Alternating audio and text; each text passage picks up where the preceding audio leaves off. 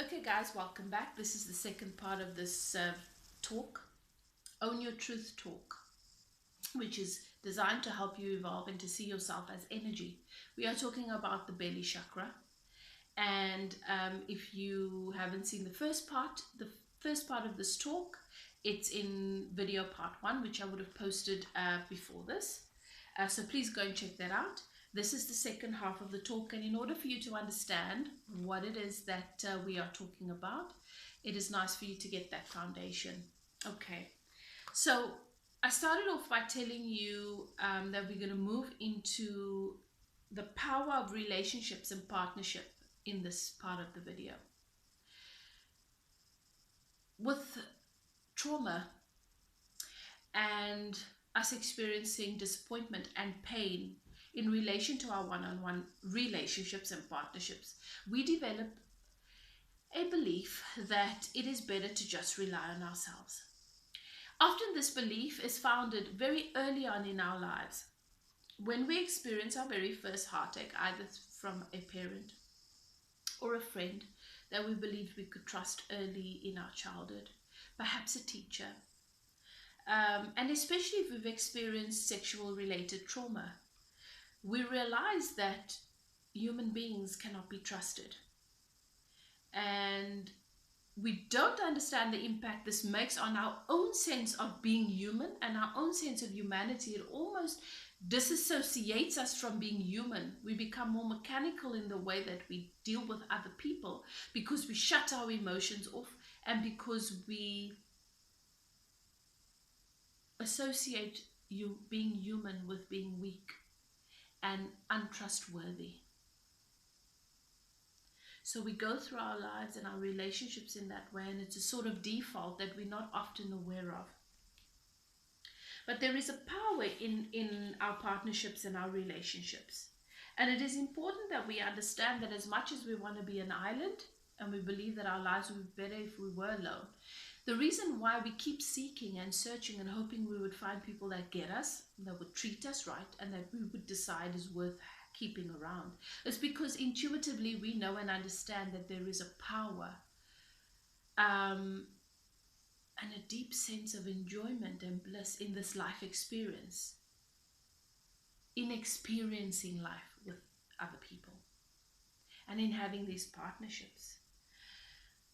When we find ourselves entering into our very first one-on-one relationships as children, it's around the age of 7, we start school and we go out and we make friends. They're outside of our family system. We start building relationships outside of our immediate family. And we discover that there are so many interesting people and they all have different stories, and we want them to like us. And through various experiences, whether we've been bullied or we've been rejected or we've experienced rejection, even through misunderstanding, we develop attitudes and belief systems about who we are and how we experience people and how people experience us. And the reason why it is so fundamental, these experiences are so fundamental in who we become and how we move through our lives in terms of our relationships, is because it is at that stage in our lives that we go through an individuation process. Before that, we belong to our immediate family, our tribe. Their thoughts are our thoughts. How they do things is the way that things are done. We don't have a sense of independence in terms of thought, in terms of belief. It is only when we start to experience ourselves outside of that initial tribe that we begin to realize that there is a much bigger picture to our reality, and we begin to accumulate information and we begin to question things. When we meet people and friends that we really like, they're nice to us and they have a different religion or a different way of doing things, we start to wonder if our way is the only way. You know, this is where we start to develop an independence when it comes to our thinking and how we see life and people. What is also founded in this experience is we realize that we can choose. We can choose. We don't automatically have to adopt. You know, as we go through the year, through our lives, we progress through as we grow. and we formulate one relationship after the other, you know, this friend, that friend, romantic partners, teachers, colleagues at work, whatever it may be, as we progress through our lives and we move through these various one-on-one relationships that we establish and are founded outside of our immediate family and our tribe, we realize that we have choice, you know. And that is when we begin to understand that and begin to access our power of choice. And it is important to know that if we have belief systems and we have wounded patterns embedded in our belly chakra, that our power of choice will strongly be motivated and affected by these things, by that energy, by what we believe. What we believe creates our reality. It doesn't matter how you look at it. You can have 10 people in a room and they can all come from the same cultural background and the same community. And they will have different perspective into different things very often. There will be many things that they see eye to eye on, but there will be many things that they have different perspective on, and that is based on how they choose to see the world. And how they choose to see the world is based on how they believe the world responds to them and who they believe they are within that reality. And you will find that some people are happier and some people seem more fortunate and some people seem to have more, and you will ask, but why do they have that and I don't have that? It's their attitude, it's their energy, it's their belief pattern, it's what they've chosen to believe, and it's how they've chosen to see the world and themselves within that reality that creates what they have. And you've made a different choice, so you don't have that. It's not a matter of there's not enough to go around. There is enough. What you desire is yours. What you desire you can always have. You are the only common denominator between you and what you desire. And understanding this helps you to understand how to get out of your own way. Internal conflicts, such as faith, choosing between faith and fear in life, or in any given scenario, as I've said in the video before this. If you find yourself early on in relationship feeling the need to protect yourself, I need to watch out, I need to see what this person's about, because I can't allow this person to get one up on me. I can't get my heart broken again. I need to, if they're lying, I need to watch for lies, because if this is another lie, I need to just cut this person out. And you sort through every single thing that they say to find discrepancies, to be like, but you said this earlier on, are you being dishonest? To discredit them. If you find yourself doing that, then you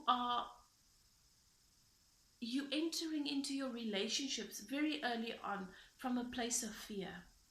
You're not giving that person or that relationship a fair opportunity. You will never get to see that person for who they really are. You will only see in them what you've always seen, because that's all you're willing to see. Not all of you are going to agree with me, but if you think about what I'm saying, it is going to start to make sense. Look at your friends and people who struggle with the same things. If you look for what you've always found in a person, that is all you are willing to see, that is all you will find. So, in a conflict, the difference between bringing an energy of fear or faith has got nothing to do with the people outside of you. It's got everything to do with you and your ability to trust yourself and how you perceive the world around you. And that choice between fear and faith is what determines your outcomes. And it's always a lot easier said than done, because remember, we've experienced certain traumas and pains that have sort of helped us create default settings and beliefs within ourselves. And we've practiced that for a long time, and we've re-experienced those pains so many times that it is a fear.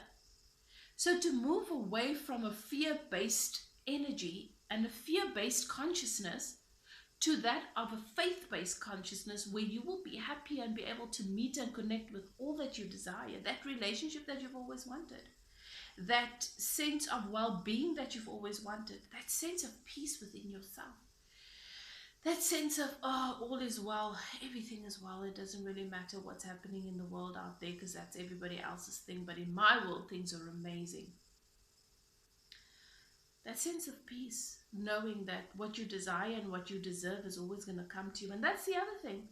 Often when you've experienced a lot of negativity in relationships, you believe that that is all you deserve. So when something good comes into your space, you don't believe it's real because you don't believe you deserve it. And you actually look for, no, this must be a wolf in sheep's clothing.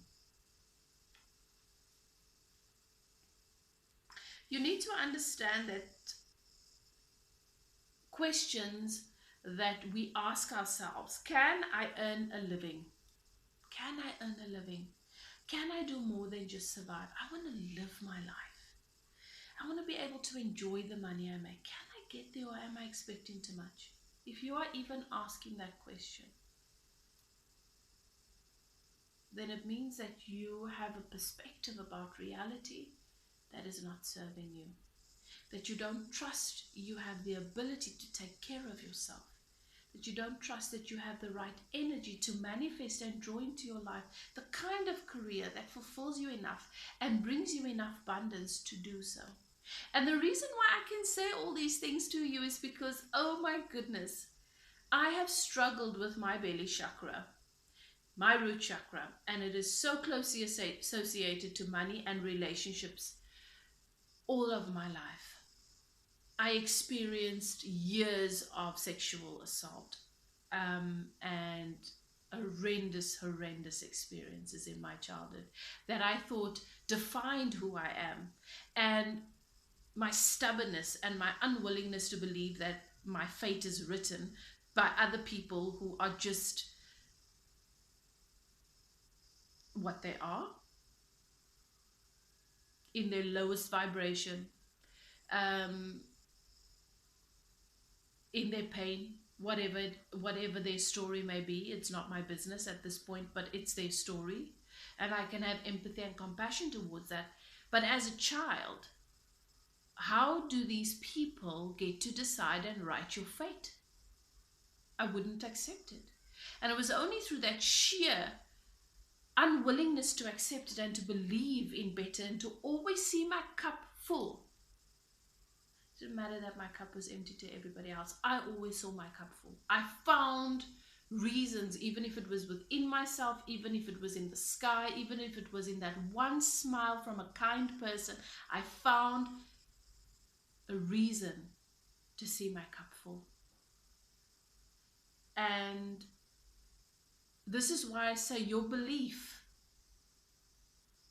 is more powerful. Your belief about yourself and your belief about the world around you and the people in it is so much more powerful than you can imagine. What you believe, you create. I want you to listen to it again. What you believe, you create. And I'm not talking about believe, I choose to believe this. What you believe at your core. If your emotions do not agree with what you're thinking, then they do not align. Then that is not your belief. If you ask yourself, can I find a partner? Will I ever find the right person for me? Can I find someone that I'll be happy with, or do I have to learn to be happy with what I have? Can I take care of myself? You know, many people have asked me this question over the years, and there was a period of time where I asked it as well. And I answered this question based on personal experience. I was in a very abusive relationship for a long time. And I wondered why, even though it was so bad, when I would when I'd make this partner leave because I couldn't tolerate it anymore, I felt completely hopeless and helpless. And they would come back, and I'd let them come back, because being alone with myself was frightening. It was terrifying, and I couldn't understand it because I always believed myself to be a strong person. People used to ask, why do women go back to abusive relationships? And I say, when being alone with yourself is more painful and more frightening than being with someone that abuses you, when you feel safer with someone that you know hurts you than with yourself, then your relationship with yourself is a sad state of affairs. Your relationship with yourself is everything. And when we find ourselves moving from our initial tribe into these one-on-one relationships, we sort of begin to believe that our reality is dependent on everybody around us, how people treat us, whether they like us or not. So we will adapt the way we speak, the way we think, the way we do things, because we want to be liked. We want to be accepted. And if a large group of people don't like us the way that we are, then surely it means that we need to change. And we do this. We do this, and you'll see this with people. Every new relationship they're in, and they change their relationships faster than they change their knickers. There was a period in my life I was never single. And eventually I had to come to realize that I haven't gotten this right. And I haven't been single. Am I just welcoming anybody into my space and hoping by default it'll work? I need to be alone.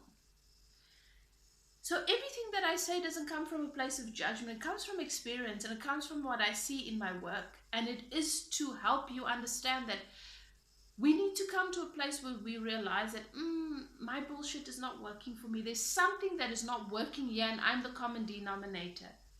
And I can get help. And me understanding myself better and how I use my energy and what is embedded in my energy could make all the difference. You want to come to a place where you don't even have to ask yourself, can I earn a living? I am my living. You want to come to that place where you don't want to ask, can I find a partner? You want to say, I can have a partner whenever I want.